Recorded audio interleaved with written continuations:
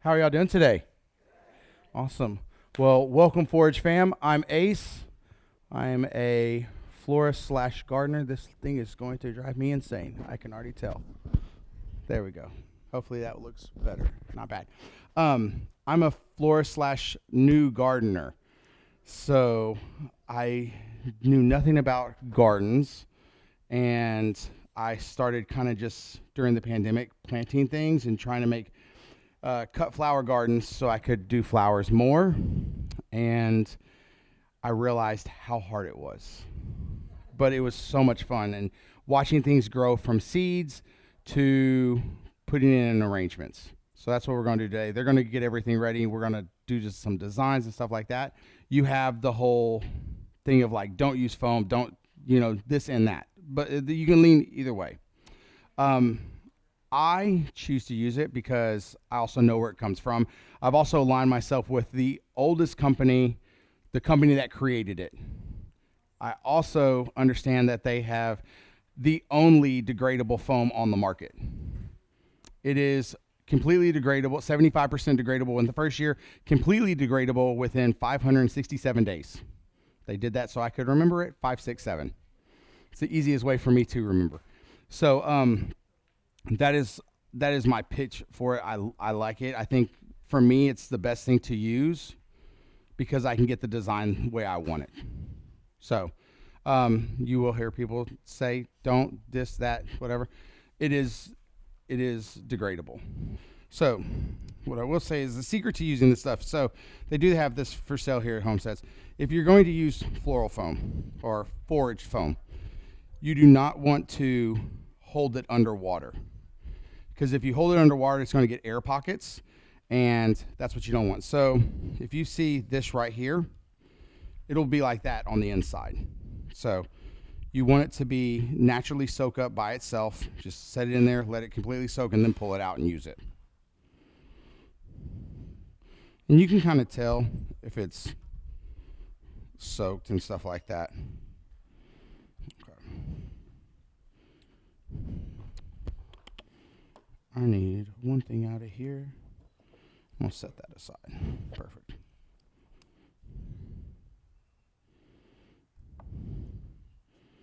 Bam, perfect. Lock that in. We're going to set this out of the way. Okay. So I got to go pick a bunch of flowers. We're going to go cut some stuff too, but we're going to start with our line. So Megan, what did we say this was? Does anybody know? I was trying to figure it out earlier. It's Scutelaria. Is that wrong? I literally thought it was like a delphinium, and I was like, because it was kind of by that, and I was like, okay, I don't think it's that, but I liked it and I wanted to use it, so. So I cut everything at a 45, no matter what. Everything's always cut at a 45. If I'm going into a vase of water, the reason why, so if this is the bottom of the vase, I want it to teeter. Because if it sits flat like that, it'll create a suction and then it'll stop drinking water. So you always want it on a 45. So no matter what, however I place it, it's going to be able to rock and drink no matter what. So typically, luckily enough, I've gotten to go to rose farms and stuff like that, and I kind of asked those questions before because I am a new gardener. So used to, I would whack it like here, and then it has no chance of growing back at that point. So now, I saw this node, I tried to cut it above the node, so it's gonna grow back.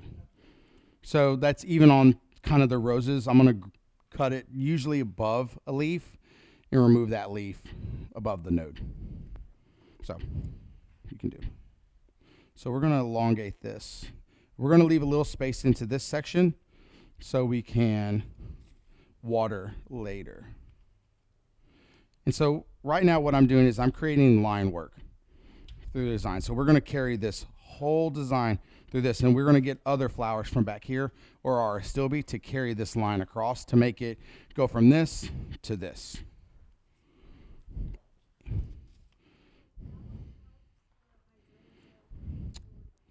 it doesn't help as much. It just helps it from going down. So like your blooms for like, so I'm in Houston.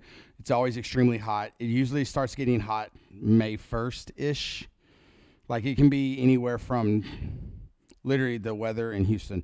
It can go from 65 the 1st of May to 115. So doing flowers for events or outside or anything like this, even having blooming plants outside, everything fries pretty much instantly. So we have a lot of like green plants, shrubs, things like that. We have like our citrus plants, stuff that are super hardy, oranges, lemons, limes, grapefruit, watermelon, cantaloupes in South Texas. So those are the kind of things that we have. Crepe myrtles will like that's our blooming, like our blooming branches of crepe myrtle, which does not last. It just kind of goes fast. So when we design or we do anything with gardens, we have to kind of prepare for our heat. But now on the flip side, where y'all all have snow and cold, our winters are 60 and we're freezing and doling up in parkas and stuff. So it's horrible. Yeah. I fondly say that I wear flip-flops and shorts year-round except for 2 weeks. There's 2 weeks out of the year that I have to wear pants, and I'm like, oh, this is horrible. So, but that's kind of how we just prepare for that, which goes into how you have to do your cut gardens and stuff like that. So I don't have a garden to like, my garden is not for me to look at or other people to see. My garden is for me to walk out and go, oh, that flower is perfect. I need to cut it today and put it in something. So there's a difference in how you garden also, which was the hardest thing for me to learn, was because I was trying to plant stuff and planting it in the wrong area, so it wasn't doing well.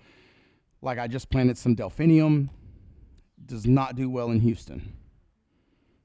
And I was like, man, it's so pretty, doesn't do well. So I'm having to learn like what plants there, here and there and stuff like that. Astilbe is like one of my favorite flowers.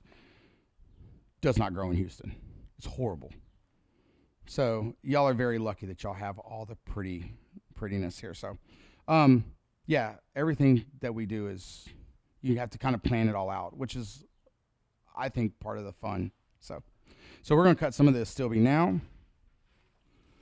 I mean, and just look at this plant. So part of the thing that I love about honestly gardening is that I like being able to cut this and like use it in all the imperfections that come with it. So I like watching that, like that it's has a little bit of the brown, stuff like that. You're seeing the whole life cycle. Bam, there's what I want right there. So you can kind of see what I'm doing on this guy. So I have 3 here. We're going to balance this off with 3 on this side. Not all the time, but for the most part. I like repetition. I like things to be designed in groups. It gives my eye a place to rest, and then I can keep going at that point. Like, as I follow myself through the design, it's like, oh, this makes sense to me. So it's very easy for my eyes to like just rest and have fun at that moment. So you see how I here, and then it's following this line.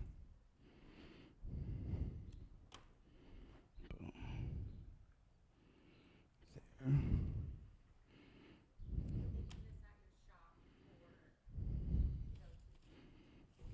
I gab a whole lot, so we're going to use some of these grasses.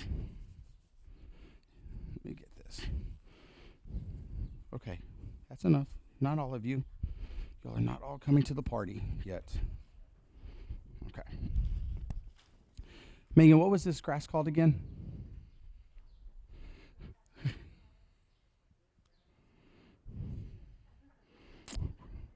If we don't know, I'm going to call it roadsidea.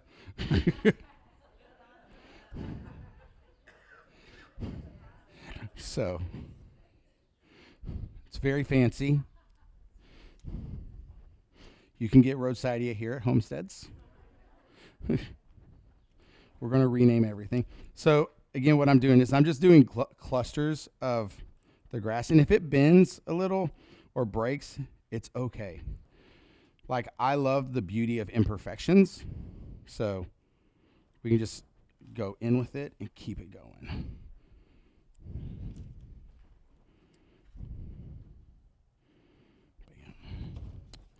What other questions do we have? Yes, ma'am.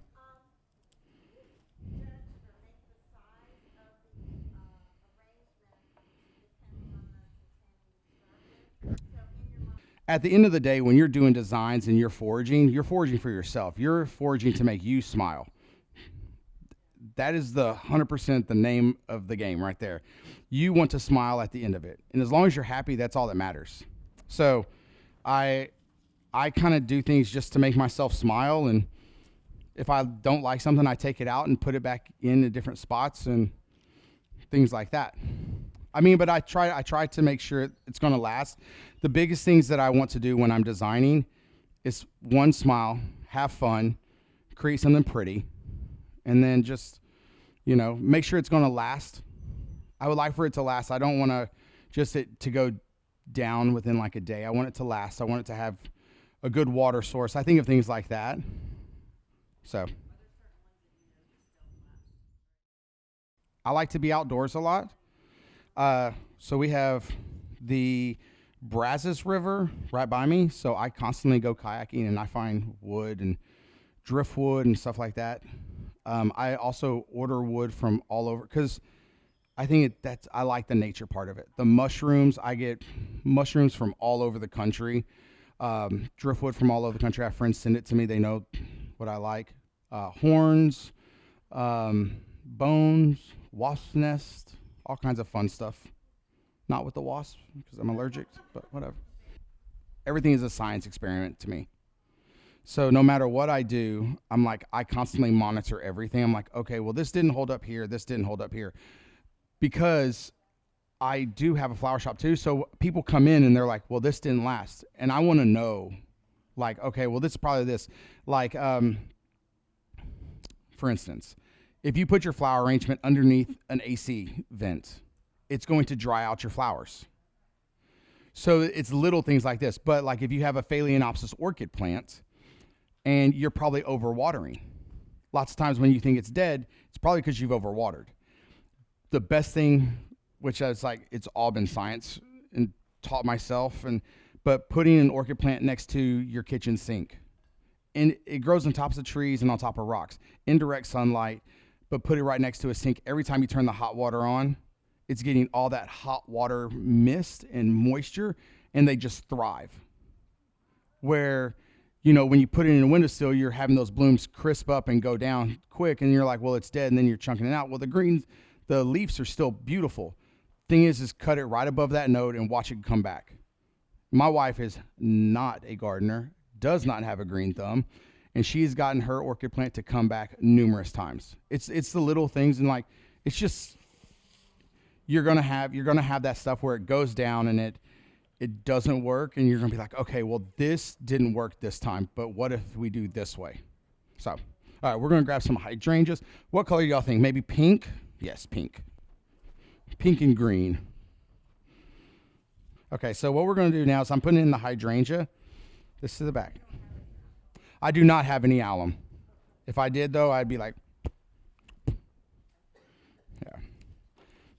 So what I'm doing is I'm pavéing this in. So that's kind of a cool, putting it in low. Pavé is putting it in low, kind of level with everything. And what I wanted to do is have it front and back. So in my mind, where this is going is on your kitchen table. So when people are coming in, yes, this, or an entryway, something like that, where it's going to be, displayed. Even a mantle. Yeah. You have a big mirror so you can see it on the backside on this mantle. So.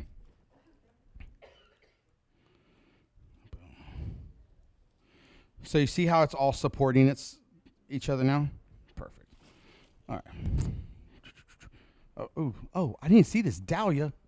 You snuck it in with me. Oh, that's gorgeous. That's definitely going in there. Okay, one second. We definitely want some of this.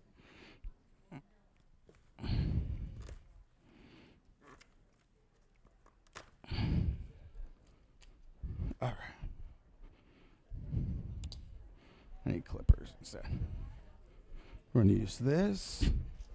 Grabbing.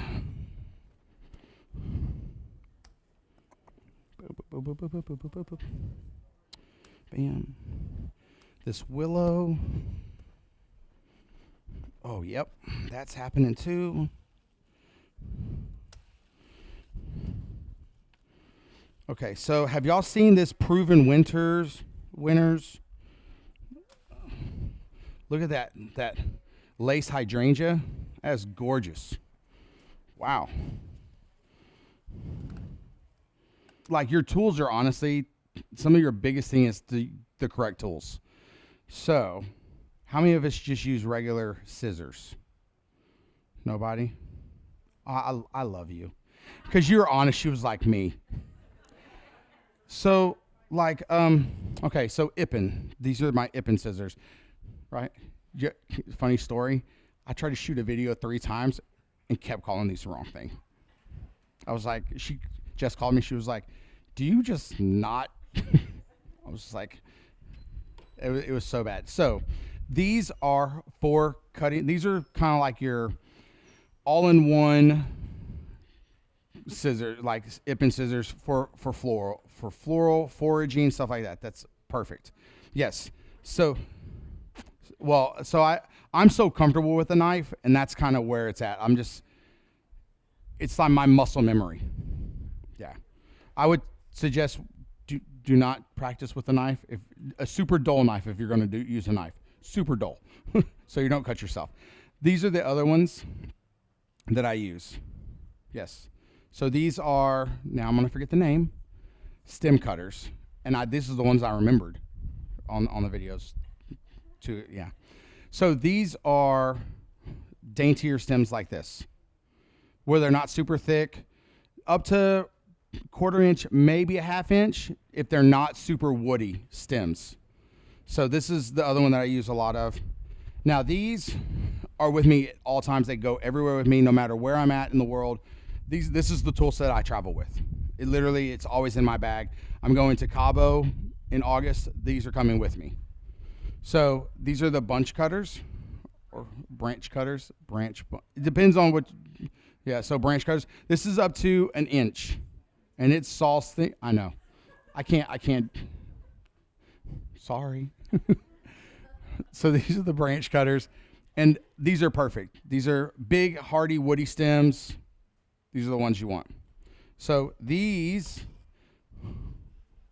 are the floral shears, forage shears, correct? Yes. See? This is the one I kept messing up the other day. So these are for more delicate blooms, very precision in there, like the Ippen scissors, where you're going to snap stuff. But your regular scissors that you're using at home, they crush the vascular system of your flower, so you don't want to use those. So make sure you have the correct tool set for what you're doing.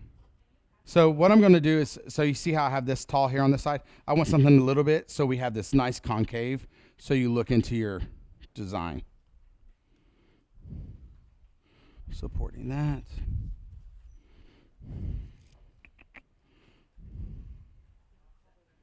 Boom. Boom. Son, will this grow in Houston?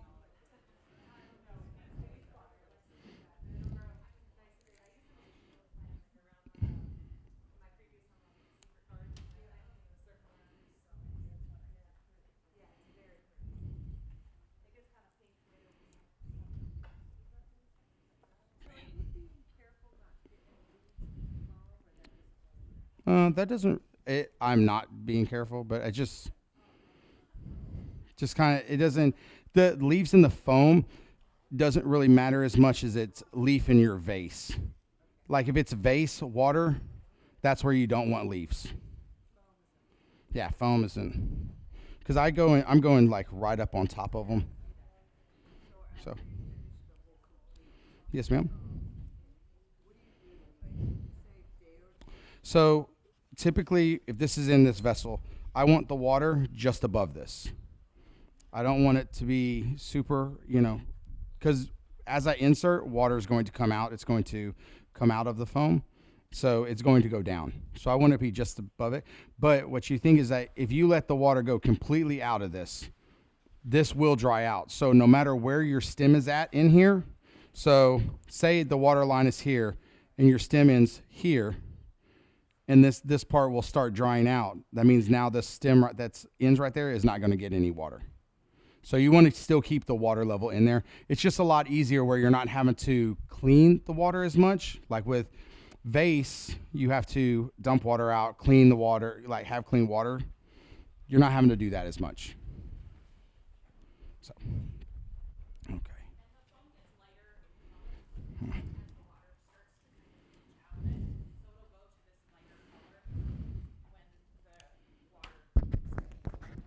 Yeah.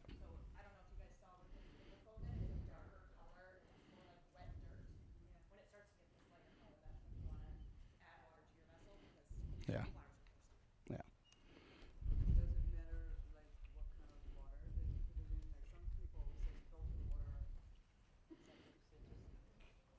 So, all right. So you see how it's very loose and airy. It's starting to come together, filling up and stuff like that. And so everything I'm doing is pretty much creating line work from back and forth. So it gives your eye ways to move through the arrangement. So it's like you're pulling this way, you're running in and back out, you're coming across like this and pulling the whole color. So it gives your eyes moments of like a break to rest in everything. Yes, ma'am. Yeah. I try to, so y'all can see the front and I'm designing the back. So I'm designing backwards at the moment. So y'all get the pretty side and I get the back, but they are the same. The hardest part is making sure that you don't see like forage foam or anything like that. So yes, ma'am. Typically I don't. I try to be very respectful. Like I try not to overtake anything from any area. Like if you're letting me use your cut flowers or what I call cut flowers, your part of your garden, I try to be very respectful. Like I was in Phoenix and I was at a resort there, and I asked him, I was like, can I cut for this program I was doing? They were like, yeah, sure. It's just kind of thinking like, okay, don't cut from the front of their plant that's going to ruin their whole landscaping. It's that type of being conscious of what's going on, and also trying to be more sustainable. Like don't take more than you need. But I also use a lot of fruits. You're going to see a huge influx of like fruits and stuff like that. So use those branches, use the, like for me, I have melons and stuff like that and a lot of citrusy fruits. So I use a ton of that in designs. And when I'm foraging, I'm like, oh, I have this pretty orange palette. So I have grapefruit or oranges and stuff like that. So funny story. This is years ago. There was an old car dealership that had went out of business. And I was driving and we call them palm sheaths. They're like they kind of look like a canoe. Do y'all know what those are? They're wooden, kind of like that. And it was like 6 o'clock in the morning, and I was out on the side on I-10 with a machete trying to get these down. And a police officer, he was like, can I help you? And I was like, I'm just landscaping. I was like whacking this thing. I was like, finally got it. I was like, man. So I invested in an orange vest at that point. I was like, because I was like, but they were, what's sad is like they ripped those, like now I think it's like another car dealership, but they ripped out all of those trees. And I was like, oh, they were such pretty trees. But they like just got rid of them. So I'm like, and I still have those to this day. So what I'm doing is with this scabiosa, I want this to dance kind of above. So do you see how these are like this line right here is stiffer? It doesn't have as much movement. It has a little bit with this coming off, but this dances. So when the wind blows, it's going to kind of move it a little bit more.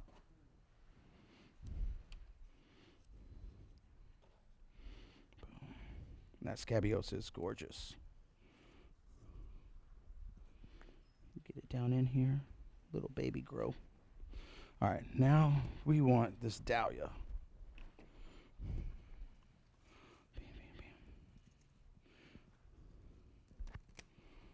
You're coming with me. What I say like about flowers is like enjoy it all the time. Flowers have the ability to change the world. So like when it's at the very end of that life cycle, or right before, like a week before the life cycle ends, and that's I think the cool thing about learning how to garden. You can tell what those flowers are doing. Pull them inside, cut it, and enjoy it inside. Get every ounce of beauty out of it. I used to be scared to cut everything. Like I was like, oh, I don't want to mess it up. In hindsight, what I was doing, I was cutting stuff too short, and so that's kind of the stuff. We want you to be my star, the star of the show, this beautiful dahlia. So one of the biggest things I will say is I love flowers. It is everything that I am. It literally consumes my life. I love it that much. The very first gift that I know is when you were a kid, 6 years old, you ran outside, you picked a flower, ran it into your mom. She put it in the windowsill. Lasted 15 minutes because you probably picked like a weed. Yeah, dandelion. But that is the power that flowers have. So like, just think about that. Like your garden, your cut flower garden, think about that when you're making something. Like grow your cut garden to put a bouquet together to gift to someone. Like there's all that love is in there. Like they can feel it, all of that love. So do it. Just bring it out wherever you can. So what I'm doing right now is I'm just getting rid of some of these thorns so I'm not stabbing myself. So, all right. We're going to put that there. And I want the energy, so I'm removing leaves so the energy goes to the bloom. So I want all the water at this point to go to the flower, not to the leaves.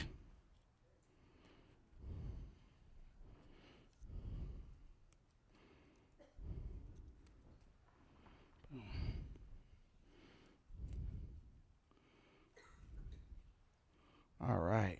What else do we need? Spot there. 1 second.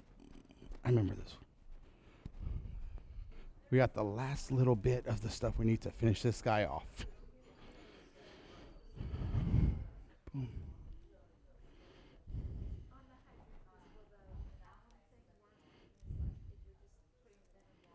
No, no.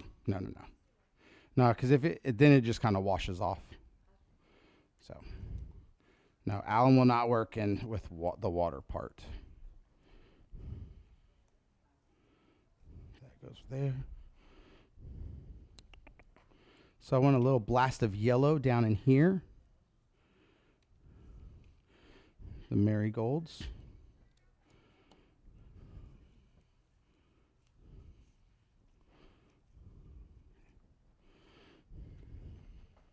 Then we're going to add in a little bit of foliage with this flat cedar.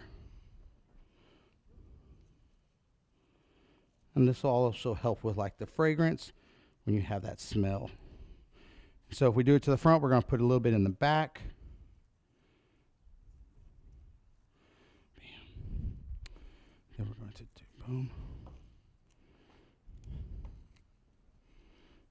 This is going to help bring in some of that yellow tone from that in our arrangement. I don't think I need the tag on, but we could.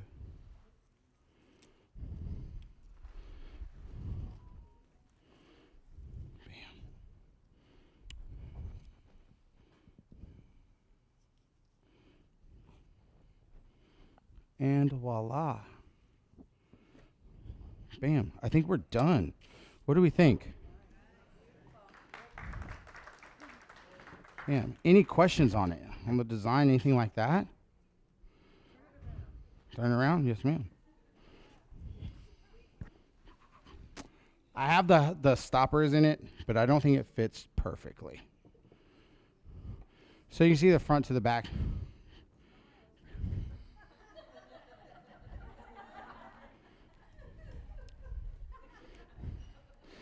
I learned how to strike a pose because of a TV show. Fast. Any questions on it? I love to. So if I was going to redo, so right now I'm looking at the front, so it's like, because I can't see everything. what I would do is I would probably do this. And I would move that a little bit lower. And I'd probably take this guy and move him just a hair lower. Just like re-looking at it.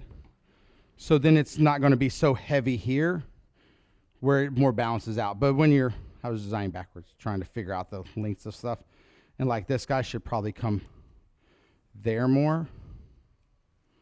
And that should be up a hair.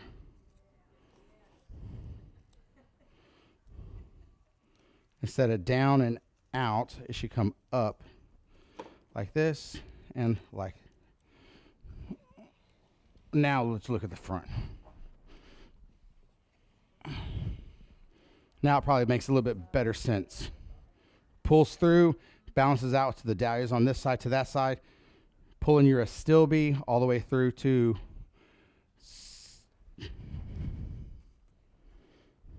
secularia. This pulls across, and then the grass and the hydrangea.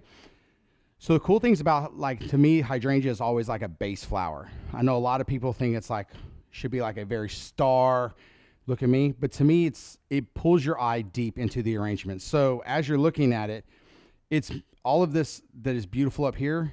It makes you pull your eye to this deep color that's inside your design. So again, it gives you, everything is about giving your eye a moment to rest and take in beauty and kind of calms you down. So as you go through it, if it's everywhere, it keeps your eye so busy that it makes you frantic, it makes your heart race. This, you want everything to soothe you. And so that's kind of what we did here. Typically, like, here we go. Like if I'm going to cut on this astilbe, I'm going to pull you up here.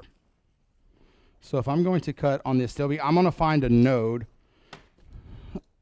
somewhere on it. So like, I don't know if you can see this one. So do you see this one? And there's a leaf right here. So this exact one right there. So there's a leaf here, and then there's a leaf here. What I'm going to do is cut right above this leaf right here. And then I'm going to remove that leaf just so it's not trying to heal this, and now it'll help with the regrowth.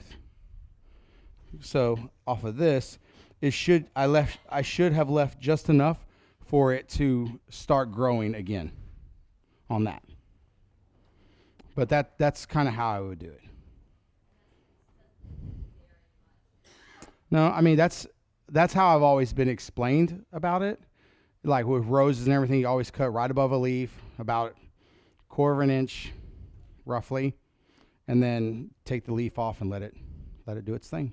So like I would cut that guy. But I don't want this to regrow, so I want it, but all the energy to make this one taller. So I know that's kind of how they've always explained. Cut off what you don't want there to encourage the growth of the stuff that you want it to be prettiest. I know, like as rose farms, that they cut flat, because I would cut it at 45s out there, and they told me I was wrong. So you want to cut flat. Yeah, off the bush. Now into the arrangement, you want it at a 45, but off the plant, you want it flat. So, yeah, that's what I just learned that just the other day. Yes, so we do sell this. So this is forage foam. It's a 4-pack, and again, it'll tell you kind of gives you everything on the back. On that part, you cannot reuse it. So once you soak this, and it's completely dried out, it doesn't do as well. Like you can try to re-soak it. I've seen people try to do it. It doesn't work as well. So once you soak it and use it, also what happens when you start inserting flowers and you make a whole bunch of holes in it, if you end up hitting a flower into one of those holes where there's air, it's not drinking or anything like that, especially if the water level is low. So that's the first one, which is forage foam. And then we go into the fuels. So this is hurry hydrate. So we didn't touch on this one. This is the forage fuel. So this right here if I had this filled with water, I'd put a cap of this in with this. This is your food. This, if you're trying to condition your flowers, and so say we have like a hydrangea. Say you're going to mass market grocery store and you're picking up a grower's bouquet and something you want it to hydrate. You're kind of cutting it, but you want it to drink and drink faster. You're going to do this, pour this into like a low dish, just a little bit. You're going to dip the stem into this where it's going to not seal, but it's going to help hydrate it faster. It's going to entice the water drinking. This is good for hydrangea. This is good for pretty much all flowers. Those two. No, like this is more if you're trying to get it to drink fast. Like if I want it to, say I'm needing it quicker, say I'm getting in flowers from somewhere, or I'm going to mass market, or I'm cutting it and it's, say this right here is a little bit bent over, floppy, and I want it to drink and perk back up. Like have you ever seen hydrangeas when they bend over? So I would dip into this and I would try to get a drink. If that didn't work, then I would cut it and I would submerge it. So, or a rose or a carnation, dianthus, anything like that, I would dip into this and then cut it, dip it, put it in water. So it's going to encourage that part. Then the next thing, well, we already kind of touched on tools, but we have tape and stem wrap.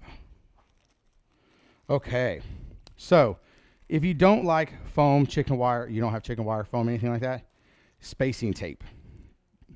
So this is what if you have like a vase, this is clear tape. So you make a grid. Think of a tic-tac-toe on the top, and it helps your flowers stay in the spot that you're leaving them in. If it has any type of moisture, this will kind of unstick that. But what I do is I use this, and then I take another and I go around it like that. But I've had some tapes up to like 2 years and they're still pretty sticky. That's where I go into this one. So when you were asking about, who asked earlier if I anchor in, if I tape in like my foam, if I have that. So that's what this would be, anchor tape, stuff like this. But you can also use this one. Say you're doing a hand-tied bouquet. Say you just want to get like a wildflowers thing. Tape this and you can tape it together, chop it, and drop it in a vase. And this is a good one like that. But you also have stuff like these, which is it's called bind wire. So these it's aluminum wire that's paper wrapped, and you can do things like that. But I've also used this in designs of making like little coils and stuff like that. It's decorative. So you can see it. Same thing as this. If you didn't have this and you have this, you can make a bouquet like that and bind it together. So I'm going to pass these around. And then this one is called stem wrap. So, which goes with this guy. These two kind of go together. So this is paddle wire. Well, this is stem support wire, paddle wire. And I grew up in the industry of like, this was paddle wire for years. So what this is this is going to, say I have like a Gerber daisy. So, and I want this head to stay here. I would insert this into this. I'd pull off some, I'd keep it straight, and I would insert into the head, wrap it around, and then I would take this to cover the wire. So you pull it tight around and twist it so you don't see the wire and stuff like that on the stem. So you're like, too much work. Yeah. So there's those, and then we go into the kit. Y'all all saw the tools already, correct? We'll show y'all one more time. Oh wait, there's these too. Okay. So then we have our Ippen scissors, which this is the one that you want right here. This is my baby right here. Just can't remember the name. So, what? They do not have the knife. Knives, it's because it's such a different kind of thing. Like, either you're trained with it or you're going to slice your hand off. So it's, yeah. So these are mossing pins. So say you have like reindeer moss or tillandsia, which we call Spanish moss. Spanish moss. Do y'all have Spanish moss up here? Tillandsia, stuff like that, or sheet moss, anything like that. That's good stuff to pin it into your arrangements so it doesn't move and anything like that. And then we have our branch cutter again. That's my second favorite. And then third favorite Stem cutters. Fourth favorite. What, Jess? So those are, which y'all saw those already. Those two are the best though. And then we go into the kits. So I love this thing. I saw it when it first came out, fell in love with it. I have done so many little garden parties with these, with you and your friends. It has, is it okay if I open this one, or is this? I'll show you what's inside. So what comes in the Create a Kit is you have 4-inch pot, bind wire, the pins. So that, Ippen scissors.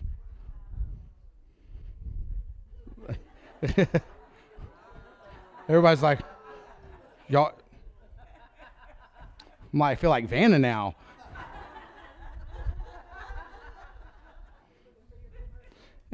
Here on The Price is Right. And then this equip is equal to 1 block of foam, but we've already divided it for you. So it's 3/3. And then, so that'll fit into your thing. And that's the whole kit.